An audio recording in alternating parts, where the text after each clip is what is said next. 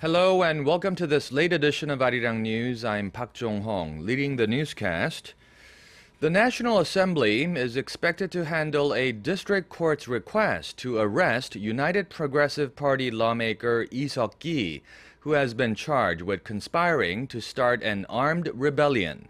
The National Intelligence Service has accused Lee and 3 other UPP members of planning to start an armed revolt in the event of a war on the Korean Peninsula. The plan involves an attack on key infrastructure in the south. The spy agency on Friday said it has a recording of a meeting in May in which Lee is heard discussing the plan. 4 members of the UPP have been detained, including Lee, who has denied all of the charges. The request to arrest the lawmaker has been submitted through the Ministry of Justice to the Office of the Prime Minister. Once the request is approved by the President, it will be forwarded to the National Assembly, which will then have 72 hours to vote on it. Lawmakers are immune from arrest while the National Assembly is in session, unless the arrest is approved by Parliament. North Korea is reportedly building something huge at its long-range rocket launch facility on the West Coast. This is according to the U.S. Korea Institute at Johns Hopkins University, which reviewed recent satellite imagery. The institute says the images suggest that there are 6 construction sites at the location, with the most noteworthy being on a 45 by 65 meter plot of land to the west of the Dongchangni launch site.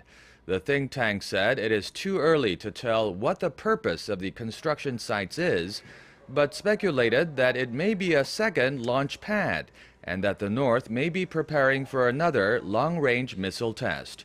Along with the launch pad, the think tank said it has also detected a radar station nearby and parking space for a transporter erector launcher for a mobile rocket system. An attack on Syria looks to be imminent after the U.S. confirmed that the Syrian government used chemical weapons, killing hundreds. Kim Hyun-bin has this report.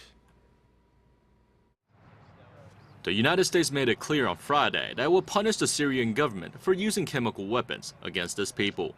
We know rockets came only from regime-controlled areas and went only to opposition-controlled or contested neighborhoods. The statement came after the White House released a report saying that over 1,400 Syrian civilians and over 400 children were killed in an attack in Damascus on August 21st. The report was based on intercepted communications by a senior Syrian official, as well as other intelligence. U.S. President Barack Obama said the U.S. is still in the planning process for a limited, narrow military response that will not involve boots on the ground. We are looking at the possibility of a limited, narrow act that would help make sure that not only Syria but others around the world understand that the international community cares about maintaining this chemical weapons ban and norm. The Syrian government has repeatedly denied using chemical weapons and said the U.S. accusations represented a desperate attempt to justify a military strike. France on Friday affirmed its support for a military response to punish Syria, while the British Parliament voted not to take part in the action, leaving Washington to conduct the attack without one of its closest allies. Meanwhile, a UN inspection team left Damascus after collecting samples and evidence from the August 21st attack, and the final results are due in 2 weeks. Kim Hyun-bin, Arirang News. In Japan, recent projections suggest the country's fiscal 2014 budget could top 100 trillion yen, or about $1 trillion US, making it the largest budget in the country's history.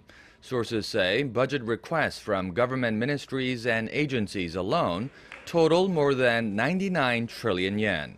The Defense Ministry said it is seeking 4.8 trillion yen, or almost $49 billion in budget appropriations, an increase of 3%, which is the highest in 22 years. Prime Minister Shinzo Abe has pledged to make every effort to move the economy away from 2 decades of deflation by boosting domestic demand, and his government recently approved a plan to shrink the deficit by 17 trillion yen over the next 2 years. A liquid ammonia leak at a cold storage facility in Shanghai has left 15 people dead and injured 26 others. According to local authorities on Saturday, the leak occurred at 10:50 a.m. local time at Shanghai Wang's Cold Storage Industrial Company in eastern Shanghai. 6 of the injured are in critical condition. China, the world's second-largest economy, has a poor workplace safety record. Most of the industrial accidents in China occur in the coal mining industry. More than 1,300 people died last year from explosions, mine collapses, and floods. In sports, Yoo Hyun-jin, the Korean pitcher for the LA Dodgers, has chalked up another victory in the U.S. Major League. Yoo started for the Dodgers against the San Diego Padres on Friday and pitched into the 7th inning, allowing only 1 run on 8 hits in the Dodgers' 9-2 victory over the Padres. Yoo walked 1 and struck out 6 batters. Off the mound, he also shined at the plate, hitting an RBI double. The latest win ends a 2-game losing streak and puts him in a 3-way tie for the most wins on the Dodgers roster, along with Clayton Kershaw and Zach Greinke. In other news, autumn is just around the corner, and for those who are looking for a performance to enjoy with friends and loved ones as the weather cools down, our Sun Jung-in brings us a glimpse of a few events taking place in and around Seoul. The life story of Lee Seok-ki, a missionary more affectionately known by the Sudanese as Father John, will be told in a musical that runs in September. The musical I Love You Tanj tells the story of Lee Seok-ki, a Korean doctor who later became a priest in the southern part of Sudan, providing help to those in need while giving the people of Tanj hope through music and education. The show is based on a documentary from 2010 and features music written and composed by the priest. The musical Black Mary Poppins is back after its premiere here a year ago, but this time it takes a somewhat different approach to the story. The psychological thriller, which revolves around a nanny and the 4 children in her care, is a mystery that focuses this time more on the storyline than the characters, as in the previous work.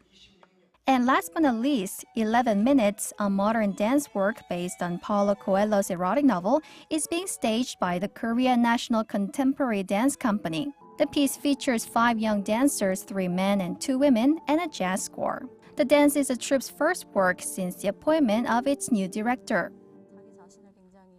When I was creating the choreography, I imagined a woman who loves herself, who is confident in making decisions and has the freedom to go anywhere she wants.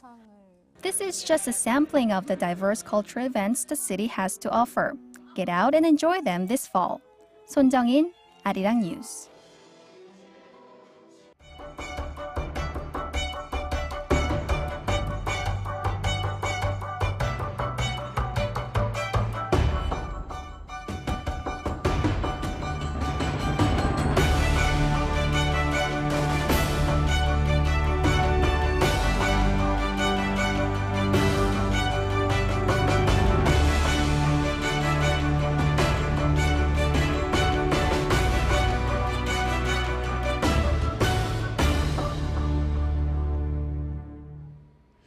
Every great journey begins with a first step, and for the Gyeongju World Culture Expo, that first step came back in 1998 during the height of the Asian financial crisis. Our Kim Ji-yeon takes us back to the beginning and explains how the expo has matured since. Centered in the city of Gyeongju and North Gyeongsang Province, the Gyeongju World Culture Expo launched in the year 1998 under the theme The New Millennium Smile. As the theme suggests, the first expo was about promoting understanding and generosity through cultural exchanges heading into the new millennium. Around 48 countries participated in the event, which attracted about 3 million people, including 120,000 foreigners. Many participants from home and abroad said the event injected vitality into Korea, which was struggling through the 1997 and 98 Asian financial crisis. The second Gyeongju World Culture Expo in 2000 attracted broader global attention in collaboration with other international agencies, including UNESCO. Under the theme The New Millennium's Breath, more than 80 countries took part and more than 1.8 million people attended. Coinciding with the Summer Universiade in the neighboring city of Daegu, the 2003 Gyeongju World Culture Expo and its theme Dreams of the Flying Horse highlighted the cultural significance of Gyeongju, which was the capital of the Silla Kingdom, one of Korea's longest surviving dynasties from 57 BC to 935 AD. The Angkor Gyeongju World Culture Expo in 2006 was co-hosted by the Cambodian and North Gyeongsang provincial governments. Under the theme Ancient Future, the Myths of the Orient, the event was held in the city of Angkor, a popular destination for millions of tourists every year. The collaboration of the two governments was the first of its kind for such a cultural event. The 2007 Gyeongju World Culture Expo was under the theme Millennium Light, Millennium Window and attracted more than 1.4 million people. Under the theme The Story of Millennium Love, Light and Nature, the 2011 Gyeongju World Culture Expo featured various performances and multimedia shows ranging from b-boy sequences to a parade. It also put the life and accomplishments of Silla Kingdom's first female ruler, Queen Seondok, on display. Which brings us to the present day and the 2013 Gyeongju World Culture Expo, which runs through September 22nd. Kim Ji-yeon, Arirang News. And finally, turning now to the weather, the country can expect it to feel like fall tomorrow in the morning and evening, but that won't be the case in the afternoon. The gap in temperatures from the morning to the afternoon and again in the evening will be around 10 degrees Celsius, and people are advised to take care not to catch cold. Here's the weather outlook near you and elsewhere around the globe.